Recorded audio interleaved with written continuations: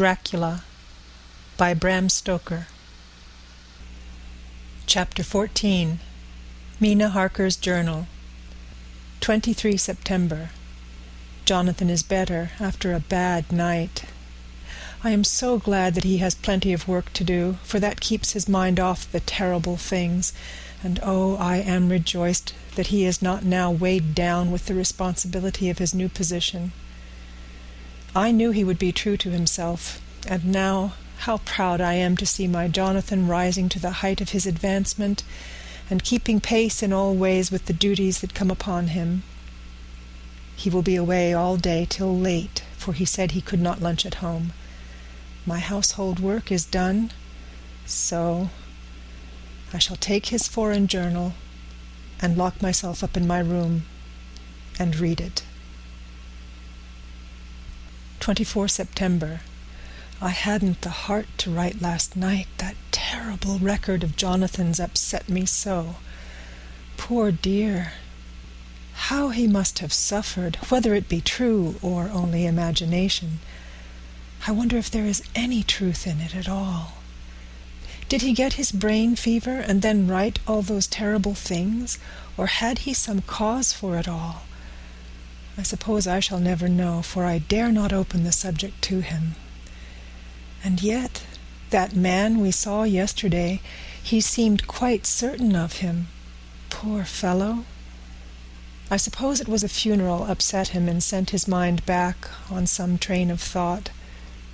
He believes it all himself.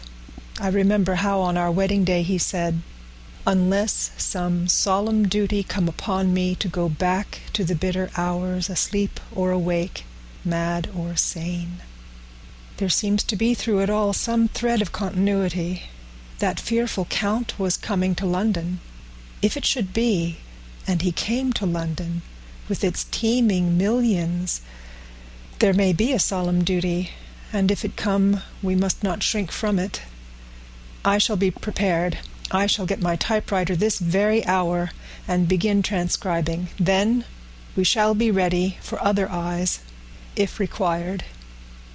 And if it be wanted then, perhaps, if I am ready, poor Jonathan may not be upset, for I can speak for him, and never let him be troubled or worried with it at all.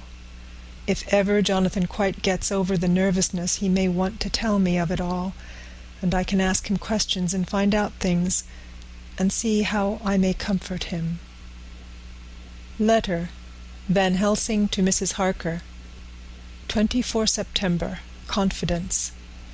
Dear Madam, I pray you to pardon my writing, in that I am so far friend as that I sent you sad news of Miss Lucy Westenra's death.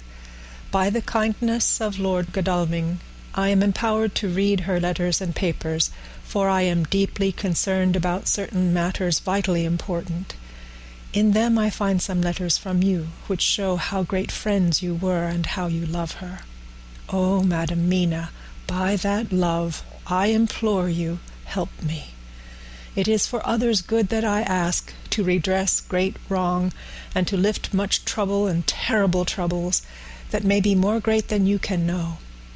May it be that I see you?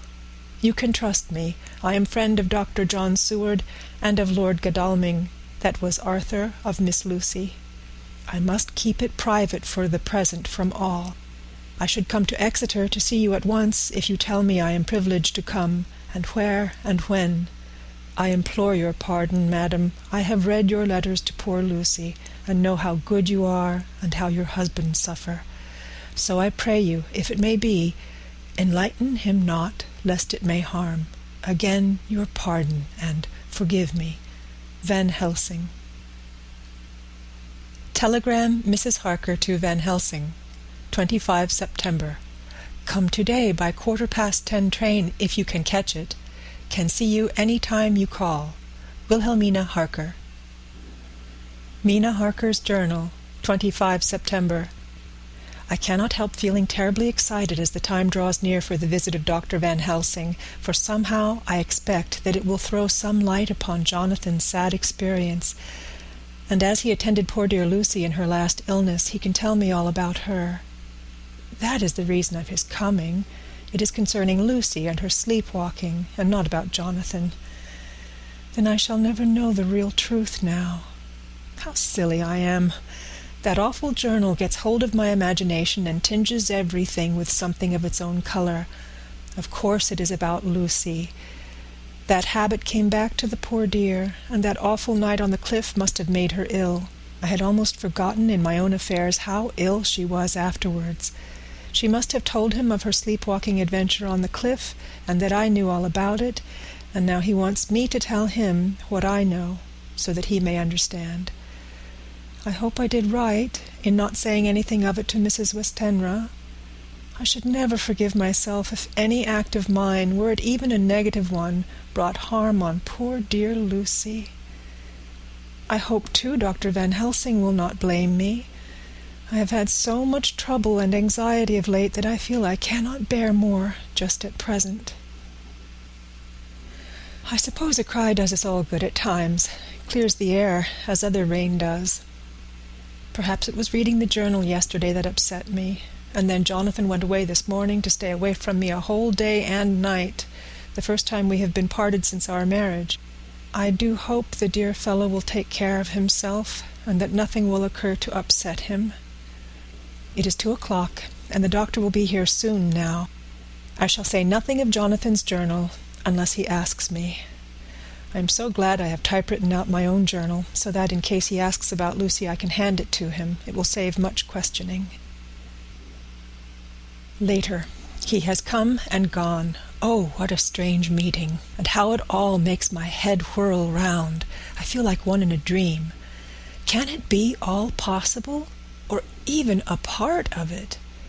If I had not read Jonathan's journal first, I should never have accepted even a possibility. Poor, dear Jonathan. How he must have suffered. Please the good God, all this may not upset him again. I shall try to save him from it. But it may be even a consolation and a help to him, terrible though it be, and awful in its consequences, to know for certain that his eyes and ears and brain did not deceive him, and that it is all true. It may be that it is the doubt which haunts him, and that when the doubt is removed, no matter which, waking or dreaming, may prove the truth, he will be more satisfied and better able to bear the shock. Dr. Van Helsing must be a good man as well as a clever one if he is Arthur's friend and Dr. Seward's, and if they brought him all the way from Holland to look after Lucy. I feel from having seen him that he is good and kind and of a noble nature. When he comes tomorrow, I shall ask him about Jonathan, and then, please God, all this sorrow and anxiety may lead to a good end. I used to think I would like to practice interviewing. Jonathan's friend on the Exeter News told him that memory is everything in such work, that you must be able to put down exactly almost every word spoken, even if you had to refine some of it afterwards. Here was a rare interview. I shall try to record it verbatim. It was 2:30 when the knock came. I took my courage à deux mains and waited. In a few minutes Mary opened the door and announced, "Dr. Van Helsing." I rose and bowed, and he came towards me, a man of medium weight, strongly built, with his shoulders set back over a broad, deep chest and a neck well balanced on the trunk, as the head is on the neck. The poise of the head strikes me at once as indicative of thought and power. The head is noble, well-sized, broad, and large behind the ears. The face, clean-shaven, shows a hard, square chin, a large, resolute, mobile mouth, a good-sized nose, rather straight, but with quick, sensitive nostrils that seem to broaden as the big, bushy brows come down and the mouth tightens. The forehead is broad and fine, rising at first almost straight and then sloping back over two bumps or ridges wide apart. Such a forehead that the reddish hair cannot possibly tumble over it, but falls naturally back and to the sides. Big dark blue eyes were set widely apart, and are quick and tender or stern with the man's moods. He said to me, "Mrs. Harker, is it not?" I bowed assent. "That was Miss Mina Murray?" Again I assented.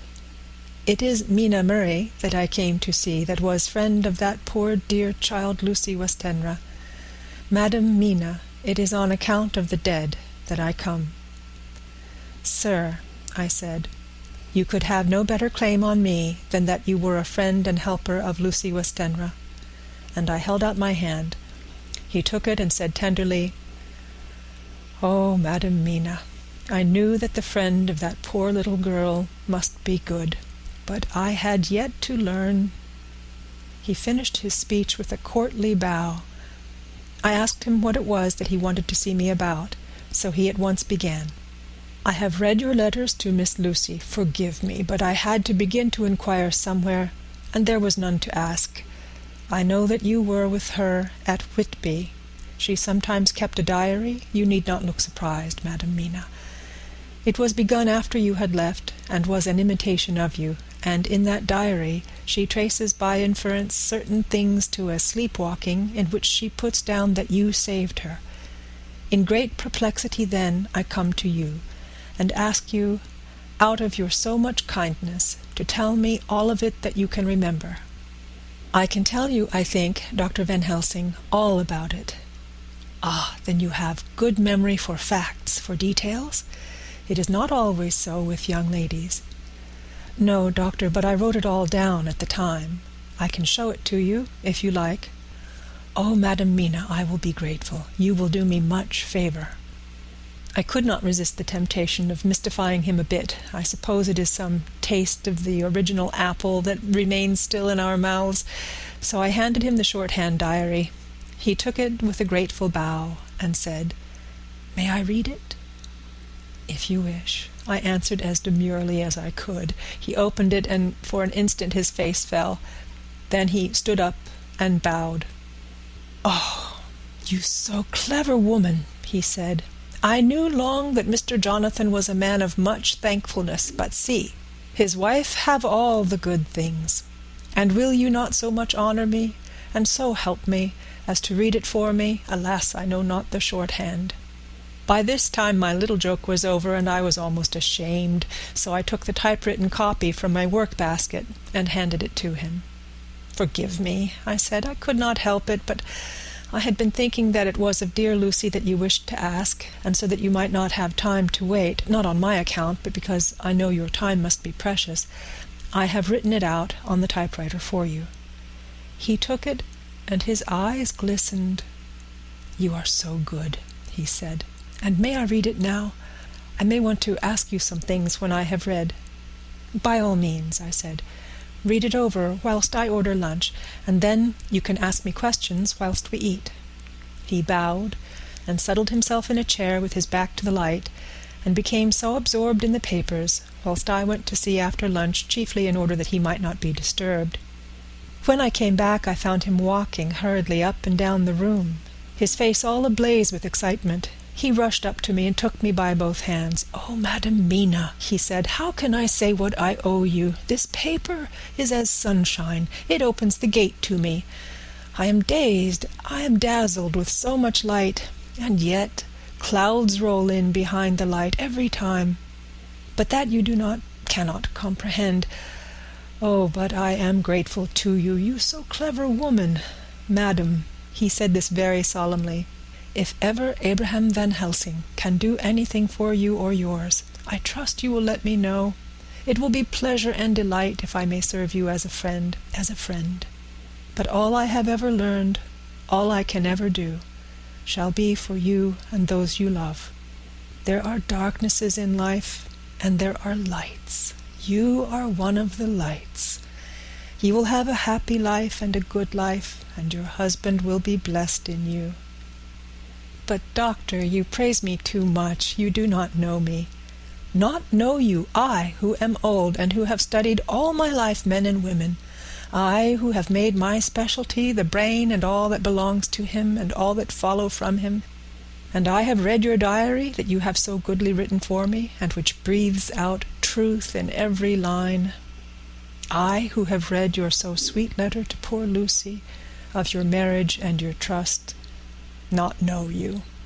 Oh, Madam Mina, good women tell all their lives, and by day and by hour and by minute, such things that angels can read, and we men who wish to know have in us something of angels' eyes. Your husband is noble nature, and you are noble too, for you trust, and trust cannot be where there is mean nature. And your husband? Tell me of him. Is he quite well? Is all that fever gone?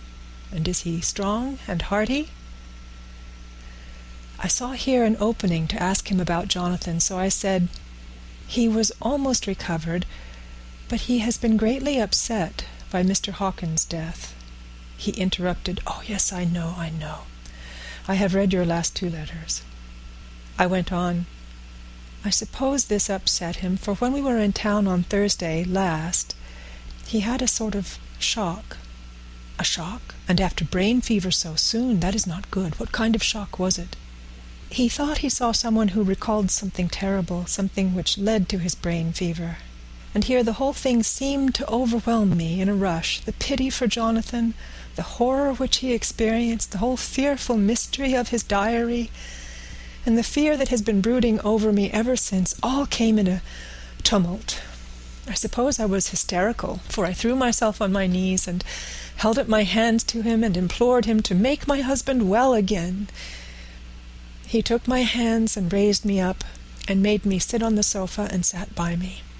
He held my hand in his and said to me with, oh, such infinite sweetness, 'My life is a barren and lonely one, so full of work that I have not had much time for friendships. But since I have been summoned to here by my friend John Seward, I have known so many good people and seen such nobility that I feel more than ever, and it has grown with my advancing years, the loneliness of my life. Believe me, then, that I come here full of respect for you, and you have given me hope, not in what I am seeking of, but that there are good women still left to make life happy, good women whose lives and whose truths may make good lesson for the children that are to be. I am glad that I may be of some use to you. For if your husband suffer, he suffer within the range of my study and experience. I promise you that I will gladly do all for him that I can, all to make his life strong and manly, and your life a happy one. Now you must eat. You are overwrought and perhaps over-anxious. Husband Jonathan would not like to see you so pale, and what he like not where he love is not to his good. Therefore, for his sake, you must eat and smile. You have told me about Lucy, and so now we shall not speak of it, lest it distress. I shall stay in Exeter tonight, for I want to think much over what you have told me, and when I have thought, I will ask you questions, if I may. And then, too, you will tell me of husband Jonathan's trouble, so far as you can, but not yet. You must eat now. Afterwards you shall tell me all." After lunch, when we went back to the drawing-room, he said to me, "And now tell me all about him." When it came to speaking to this great learned man, I began to fear that he would think me a weak fool, and Jonathan a madman. That journal is all so strange, and I hesitated to go on, but he was so sweet and kind, and he had promised to help, and I trusted him. So I said, "Dr. Van Helsing, what I have to tell you is so queer that you must not laugh at me or at my husband. I have been since yesterday in a sort of fever of doubt. You must be kind to me, and not think me foolish that I have even half believed some very strange things." He reassured me by his manner as well as his words when he said, "Oh, my dear, if you only know how strange is the matter regarding which I am here, it is you who would laugh. I have learned not to think little of anyone's belief, no matter how strange it may be. I have tried to keep an open mind, and it is not the ordinary things of life that could close it, but the strange things, the extraordinary things, the things that make one doubt if they be mad or sane. Thank you 1,000 times. You have taken a weight off my mind. If you will let me, I shall give you a paper to read. It is long, but I have typewritten it out. It will tell you my trouble and Jonathan's. It is the copy of his journal when abroad, and all that happened. I dare not say anything of it. You will read it for yourself and judge, and then when I see you, perhaps you will be very kind and tell me what you think. I promise, he said as I gave him the papers. I shall in the morning, as soon as I can, come to see you and your husband, if I may. Jonathan will be here at 11:30, and you must come to lunch with us and see him then. You could catch the quick 3:34 train, which will leave you at Paddington before 8. He was surprised at my knowledge of the trains offhand, but he does not know that I have made up all the trains to and from Exeter, so that I may help Jonathan in case he is in a hurry. So he took the papers with him and went away, and I sit here thinking, I don't know what. Letter by hand, Van Helsing to Mrs. Harker. 25 September, 6 o'clock. Dear Madam Mina, I have read your husband's so wonderful diary. You may sleep without doubt. Strange and terrible as it is true. I will pledge my life on it. It may be worse for others, but for him and you there is no dread. He is a noble fellow, and let me tell you from experience of men, that one who would do as he did in going down that wall and to that room, aye, and going a second time, is not one to be injured in permanence by a shock. His brain and his heart are all right, this I swear, before I have even seen him, so be at rest. I shall have much to ask him of other things.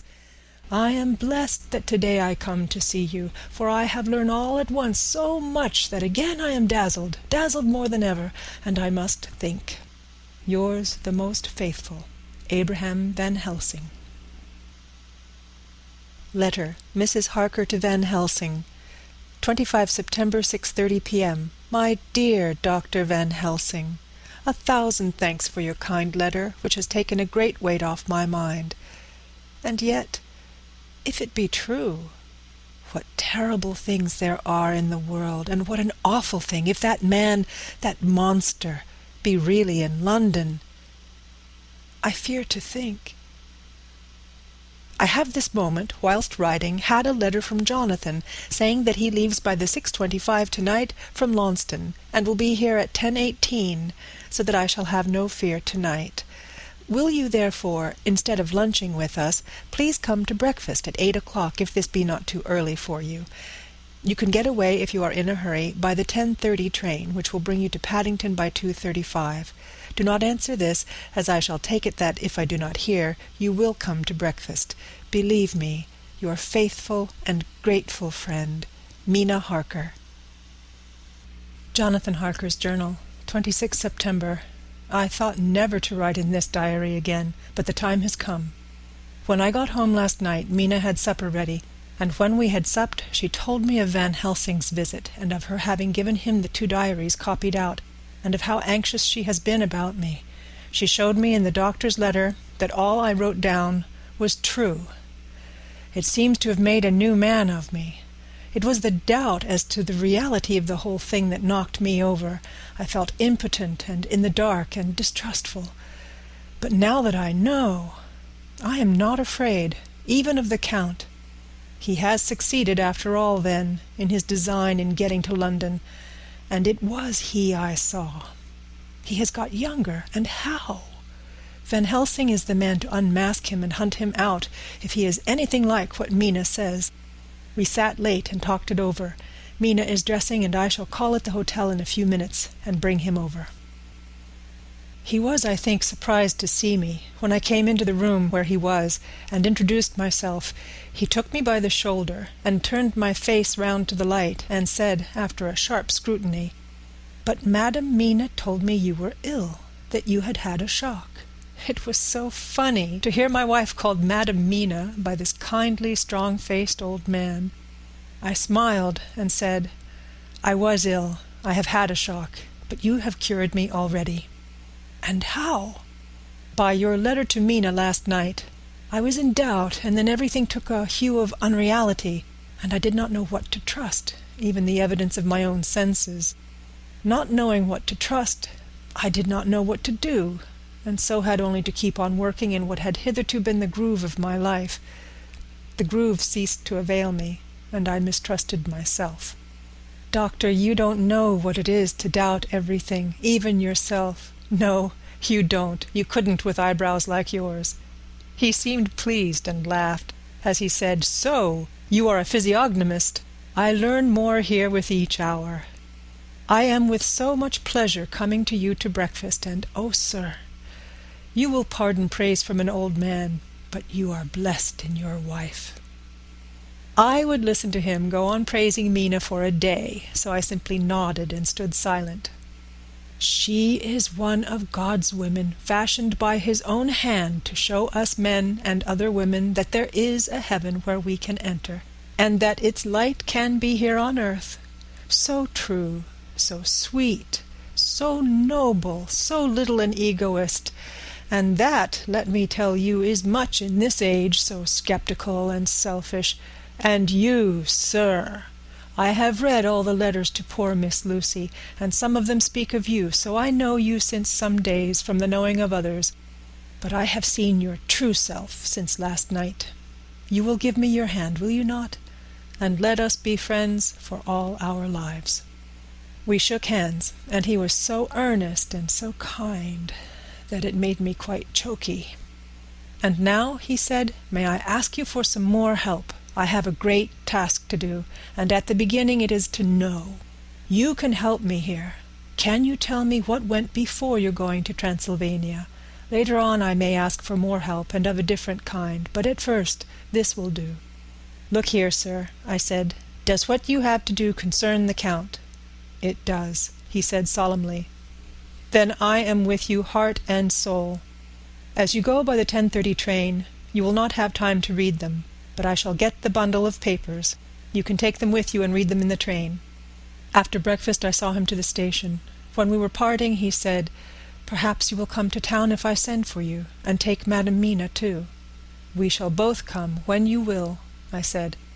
I had got him the morning papers and the London papers of the previous night, and while we were talking at the carriage window, waiting for the train to start, he was turning them over. His eyes suddenly seemed to catch something in one of them, the Westminster Gazette, I knew by the colour, and he grew quite white. He read something intently, groaning to himself, mein Gott, so soon, so soon." I do not think he remembered me at the moment. Just then the whistle blew and the train moved off. This recalled him to himself, and he leaned out of the window and waved his hand, calling out, "Love to Madam Mina. I shall write so soon as ever I can." Dr. Seward's Diary, 26 September. Truly there is no such thing as finality. Not a week since I said fini, and yet here I am starting fresh again, or rather going on with the record. Until this afternoon I had no cause to think of what is done. Renfield had become, to all intents, as sane as he ever was. He was already well ahead with his fly business, and he had just started in the spider line also, so he had not been of any trouble to me. I had a letter from Arthur, written on Sunday, and from it I gather that he is bearing up wonderfully well. Quincey Morris is with him, and that is of much help, for he himself is a bubbling well of good spirits. Quincey wrote me a line too, and from him I hear that Arthur is beginning to recover something of his old buoyancy. So as to them, all my mind is at rest. As for myself, I was settling down to my work with the enthusiasm which I used to have for it, so that I might fairly have said that the wound which poor Lucy left on me was becoming cicatrized. Everything is, however, now reopened, and what is to be the end, God only knows. I have an idea that Van Helsing thinks he knows too, but he will only let out enough at a time to whet curiosity. He went to Exeter yesterday and stayed there all night. Today he came back and almost bounded into the room at about 5:30 and thrust last night's Westminster Gazette into my hand. "What do you think of that?" he asked as he stood back and folded his arms. I looked over the paper, for I really did not know what he meant, but he took it from me and pointed out a paragraph about children being decoyed away at Hampstead. It did not convey much to me until I reached a passage where it described small puncture wounds on their throats. An idea struck me, and I looked up. "Well," he said. "It's like poor Lucy's." "And what do you make of it?" "Simply that there is some cause in common. Whatever it was that injured her has injured them." I did not quite understand his answer. "That is true indirectly, but not directly." "How do you mean, Professor?" I asked. I was a little inclined to take his seriousness lightly, for, after all, 4 days of rest and freedom from burning, harrowing anxiety does help to restore one's spirits. But when I saw his face, it sobered me. Never, even in the midst of our despair about poor Lucy, had he looked more stern. "Tell me," I said. "I can hazard no opinion. I do not know what to think, and I have no data on which to found a conjecture." "Do you mean to tell me, friend John, that you have no suspicion as to what poor Lucy died of? Not, after all the hints given, not only by events, but by me?" "Of nervous prostration following a great loss or waste of blood." "And how was the blood lost or wasted?" I shook my head. He stepped over and sat down beside me, and went on. "You are a clever man, friend John. You reason well, and your wit is bold, but you are too prejudiced. You do not let your eyes see, nor your ears hear, and that which is outside your daily life is not of account to you. Do you not think that there are things which you cannot understand, and yet which are? That some people see things that others cannot? But these are things old and new which must not be contemplated by men's eyes, because they know, or think they know, some things which other men have told them. Ah! It is the fault of our science that it wants to explain all, and if it explain not, then it says there is nothing to explain. But yet we see around us every day the growth of new beliefs, which think themselves new, and which are yet but the old, which pretend to be young, like the fine ladies at the opera. I suppose now you do not believe in corporeal transference? No? Nor in materialization? No? Nor in astral bodies? No? Nor in the reading of thought? No? Nor in hypnotism? Yes, I said. Charcot has proved that pretty well. He smiled as he went on. Then you are satisfied as to it, yes? And of course then you understand how it act, and how can follow the mind of the great Charcot, alas that he is no more, into the very soul of the patient that he influenced? No? Then, friend John, am I to take it that you simply accept fact? That you are satisfied to let from premise to conclusion be a blank? No? Tell me, for I am a student of the brain, how you accept hypnotism and reject the thought-reading. Let me tell you, my friend, that there are things done today in electrical science which would have been deemed unholy by the very man who discovered electricity, and who would themselves not so long before been burned as wizards. There are always mysteries in life. Why was it that Methuselah lived 900 years old, and old Parr 169, and yet that poor Lucy, with 4 men's blood in her poor veins, could not live even 1 day? For had she lived 1 more day, we could save her. Do you know all the mystery of life and death? Do you know the altogether of comparative anatomy, and can say wherefore the qualities of brutes are in some men and not in others? Can you tell me why, when other spiders die small and soon, that one great spider lived for centuries in the tower of the old Spanish church, and grew, till on descending he could drink the oil of all the church lamps? Can you tell me why in the Pampas, aye, and elsewhere, there are bats that come out at night and open the veins of cattle and horses and suck dry their veins? How in some islands of the western seas there are bats which hang on the trees all day, and those who have seen describe as like giant nuts or pods, and that when the sailors sleep on the deck, because that it is hot, flit down on them, and then in the morning are found dead men, white as even Miss Lucy was. Good God, Professor, I said, starting up, do you mean to tell me that Lucy was bitten by such a bat? And that such a thing is here in London in the 19th century? He waved his hand for silence and went on. Can you tell me why the tortoise lives more long than generations of men, why the elephant goes on till he sees dynasties, and why the parrot never die only of bite of cat or dog or other complaint? Can you tell me why men believe in all ages and places that there are men and women who cannot die? We all know, because science has vouched for the fact, that there have been toads shut up in rocks for thousands of years, shut in one so small hole that only hold him since the youth of the world. Can you tell me how the Indian fakir can make himself to die and have been buried, and his grave sealed, and corn sowed on it, and the corn reaped and be cut and sown and reaped and cut again, and then men come and take away the unbroken seal, and that there lie the Indian fakir, not dead, but that rise up and walk amongst them as before? Here I interrupted him. I was getting bewildered. He so crowded on my mind his list of nature's eccentricities and possible impossibilities that my imagination was getting fired. I had a dim idea that he was teaching me some lesson, as long ago he used to do in his study at Amsterdam. But he used to tell me the thing so that I could have the object of thought in mind all the time. But now I was without his help, yet I wanted to follow him, so I said, Professor, let me be your pet student again. Tell me the thesis, so that I may apply your knowledge as you go on. At present I am only going in my mind from point to point as a madman, and not a sane one, follows an idea.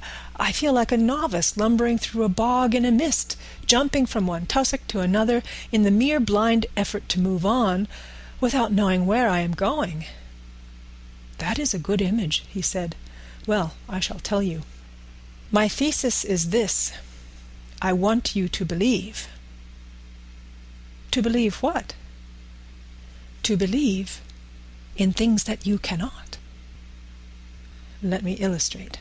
I heard once of an American who so defined faith: that faculty which enables us to believe things which we know to be untrue. For one, I follow that man. He meant that we shall have an open mind and not let a little bit of truth check the rush of the big truth, like a small rock does a railway truck. We get the small truth first, good. We keep him, and we value him. But all the same, we must not let him think himself all the truth in the universe. Then you want me not to let some previous conviction inure the receptivity of my mind with regard to some strange matter. Do I read your lesson aright? Ah, you are my favorite pupil still. It is worth to teach you. Now that you are willing to understand, you have taken the first step to understand. You think, then, that those so small holes in the children's throats were made by the same that made the holes in Miss Lucy? I suppose so. He stood up and said solemnly, Then you are wrong. Oh, would it were so, but alas, no. It is worse, far, far worse. In God's name, Professor Helsing, what do you mean? I cried. He threw himself with a despairing gesture into a chair and placed his elbows on the table, covering his face with his hands as he spoke. They were made by Miss Lucy. End of chapter 14.